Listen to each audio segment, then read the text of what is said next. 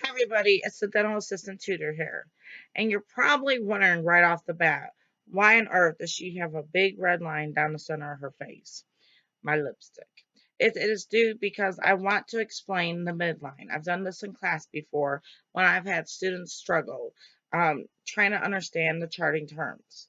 I have put together this video with different slides so you can review them and with my words on there to help break it down some more at the end of this first part of the video.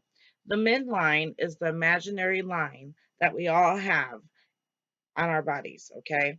And anything facing the midline would be considered mesial. Anything going away from the midline will be considered distal. Let me show further.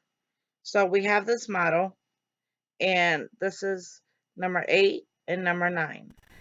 This would be considered the mesial right here, right in the center on both teeth. On the opposite side, considered distal, which is distally away from the midline. Same with these surfaces. Distal, distal, distal. I have labeled my model for students to use as an example to decorate your models from school. We did this way back in my day, back in high school when I took a 2-year dental assistant program. So check this out. And then all the 6 front teeth are for really used for smiling purposes, not for opening up ketchup, um, packages, biting fingernails, chewing on pens, pencils that can break, or bear bottles that can break off the incisal edge. Okay, the incisal edge is the very tip of the tooth. I marked it in black. Incisal edge. That is your tearing part. You really just want to use it for smiling so you don't wear down your teeth over years to come.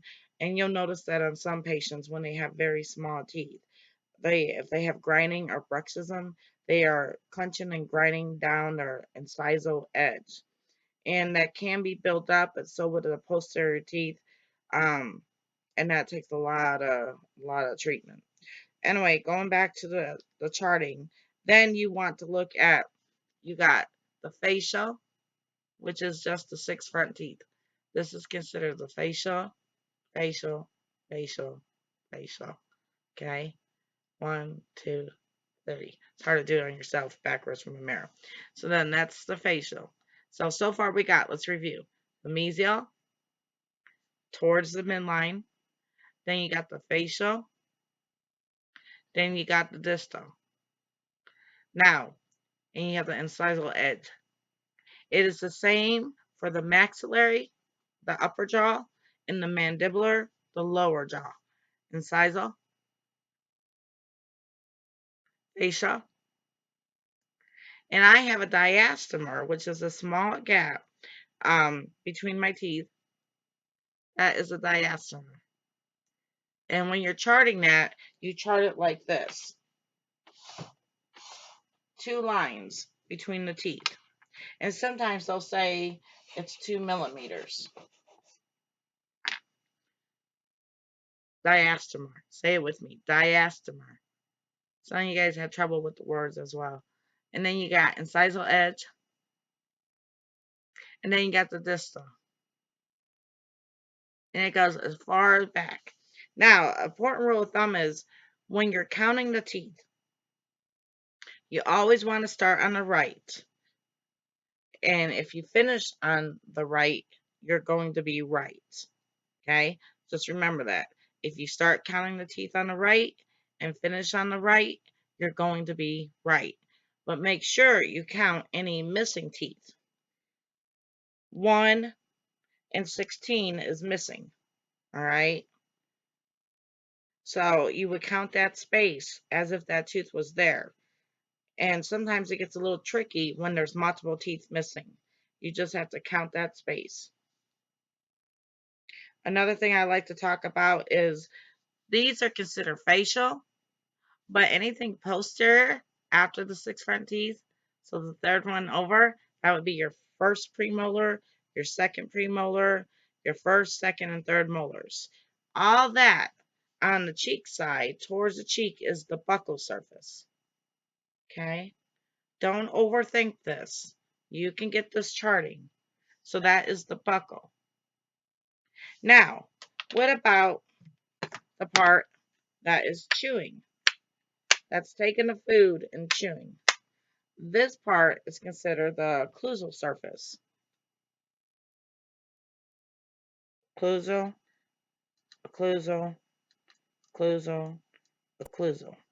Okay, so it would be the 5 teeth in the back. Remember, there's no wisdom teeth right here, but if they were here, it'd be the 5 teeth in the back. That would be considered occlusal, the chewing surface. And same with the maxillary. Okay, how can you tell the difference when you have two models sit in front of you? Which teeth are which? Which one's the maxillary? Which one's the mandibular? Okay, the maxillary has rugae. It's the little ridges that you see right there. All this. That is one indication. Another indication is that the teeth are larger on top than on the bottom.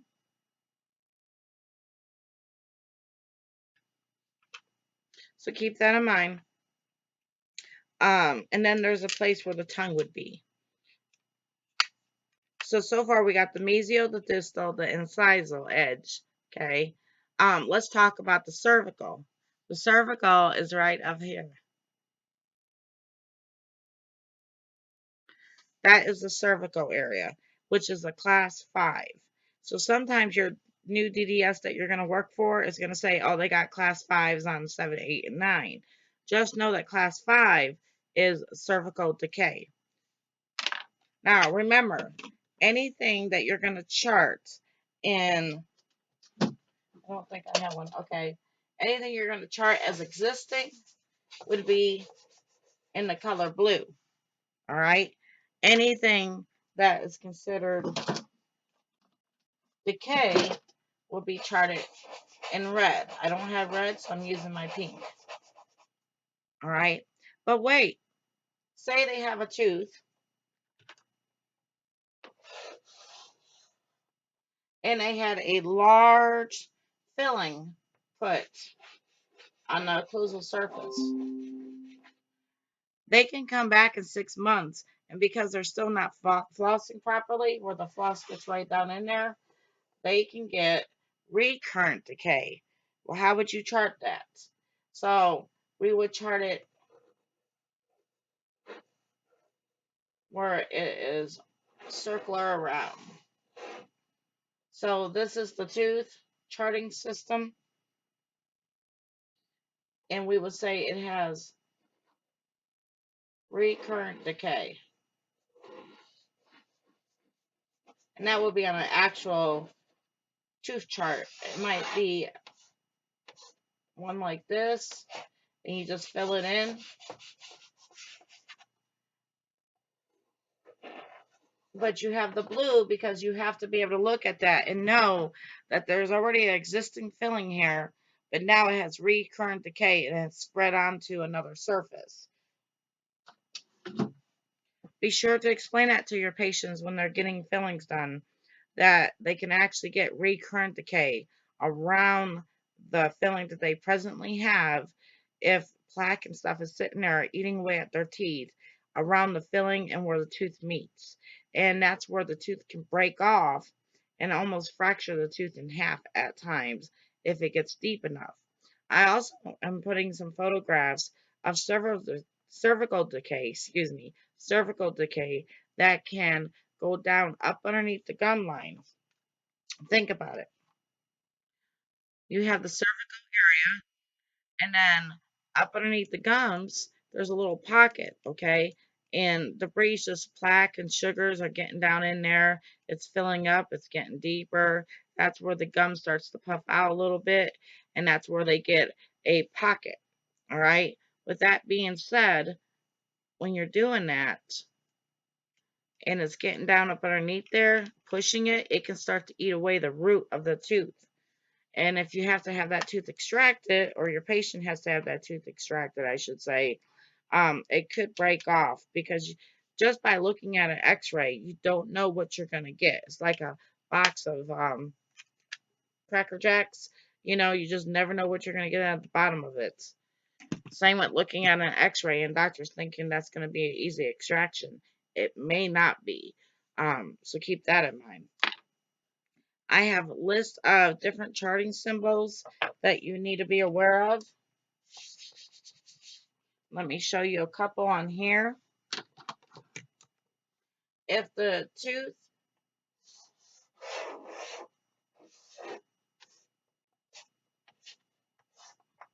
this is the tooth, this will be towards the mesio. Okay, because there's another one right over here. Then, what do you call it?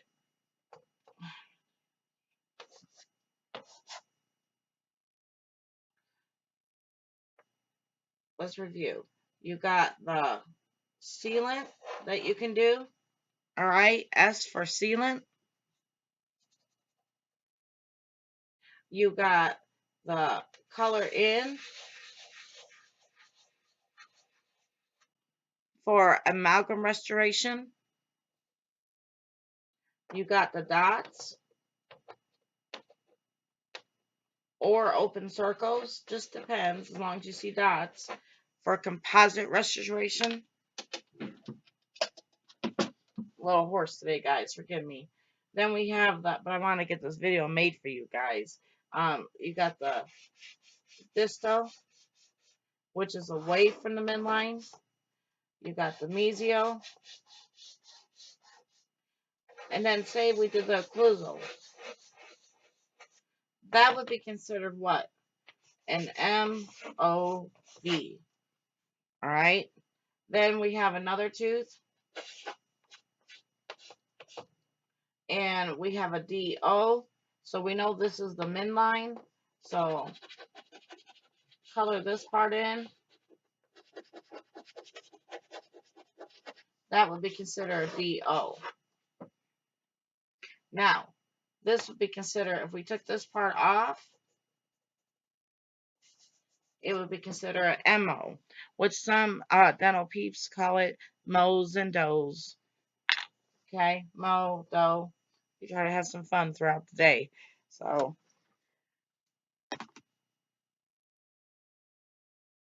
you have the lingual surface. If you take your tongue right now and feel the back of your teeth, that is considered the lingual. And when doctors are using indirect vision,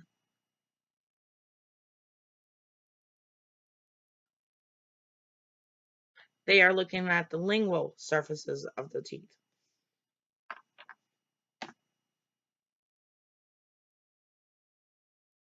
So we went over the buccal, which is the cheek side. If you take your tongue and try to like clean out around like between the cheek and the teeth, that is the buccal surface. You have the vestibula, which is up here. Maybe this one will show you better. Vestibula. And then you got the frenum, a little pink part that attaches right there and right down there. That is your frenum. If a patient comes in with an abscess and their cheek is swollen, chances are they're going to have a fistula. That is spelled Fistula.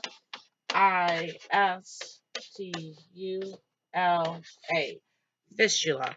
A fistula is a pimple-like substance by the tissue itself. So it'll be right above the tooth that it's infected. The pulse just gets right there, kind of like a pimple, and sits there. And doctors can go ahead and take a needle and poke it, and then you suction it out with the surgical section to get that infection out. But it's best to give them antibiotic and pain medicine, however they do it at your office or future office, and go ahead and wait for that infection to clear up before you attempt to do a root canal. Otherwise, it's going to extremely hurt when you just open up that tooth. And the patient, if the tooth is very abscessed, may not get numb from the anesthetic. So keep that in mind. And a little tip, some days redheads cannot get, well, everybody can have a day that they're off, their metabolism's off, and they just cannot get numb. So that doesn't mean it's your dentist's fault that they're not getting the numb. And then another thing you should know that redheads have a higher or harder time getting anesthetic in their system. I don't understand it. It's just the way it is, the way our bodies are made. And an alcoholic is very hard to get numb because their body's used to that metabolism. All right, so we went over that. Check out the rest of the video for all the charting symbols.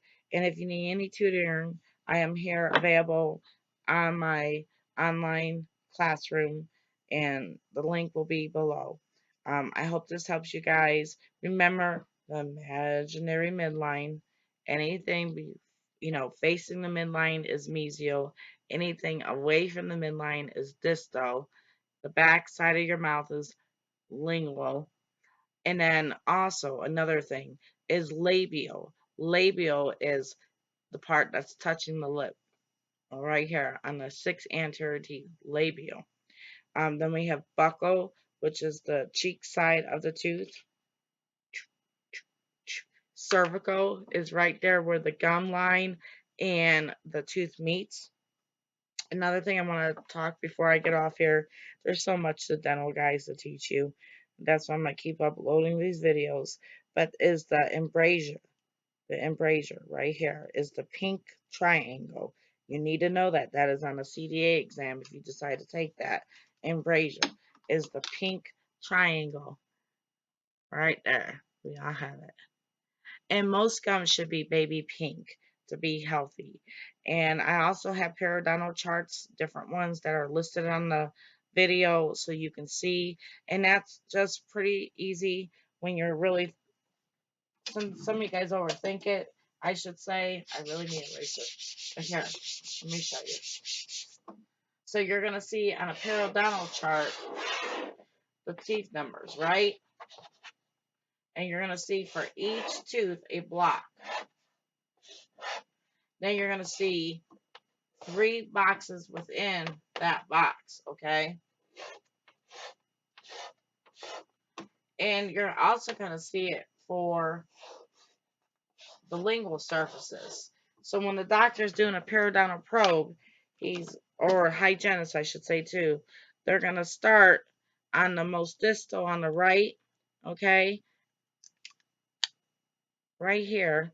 They're going to take that periodontal probe and they're going to check the distal periodontal tissue. Then right here where the occlusal area is, the buccal right there, and then the mesial. That's 3. Then they're going to go to the next one. So they might go, if the probe doesn't go down too far, they might just go 1, 1, 1, 1, 1. Where you're writing 1, 1, 1, 1, 1, 1. All right, that's periodontal charting. You just have to keep up. Some doctors will just say the rest of, they'll go ahead and jump ahead and they'll say the rest are all 2s. All right, so you would just put 2s. But what if you have a tooth that's missing? Make sure that you know this prior so you can jump over that block and just cross it out. It's very important, or all your numbers are going to be off. You don't want to make the patient and the doctor or the hygienist go over that again. So keep up with the numbers, okay? And it just goes tooth to tooth to tooth. And then they'll do the lingual surface around, okay? And then they'll start off and start the lower, okay? And then they'll do the facial and then they'll work their way to the lingual. You'll get to know how your doctor likes to do the periodontal probing. But it's pretty much they start on the right, they go all the way to 16, then they do the lingual surface, and then they drop down, and work their way back. And then they do the lingual surface. And it's always 3 numbers. You have to keep up. Ask if there's any missing teeth prior. So you can just cross that out. If you don't hear your dentist, they understand. Don't be shy. Say, I'm sorry, can you repeat that? Try not to do that. So pay close attention during periodontal charting. And sometimes it's just a keyboard.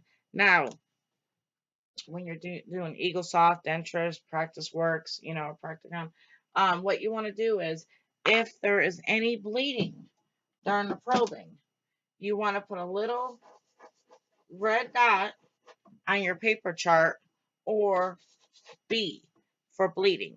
and it could be the distal surface of the gingival area that bled, and you have to mark that down. So you would ask if there's any bleedings, and they'll let you know.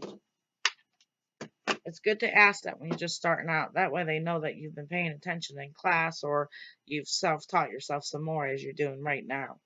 Um, I just want to make sure there's nothing else I want to go over before I get off this video. Remember, when you're doing a bridge, all right, that's important to remember that the fake tooth is called the pontic.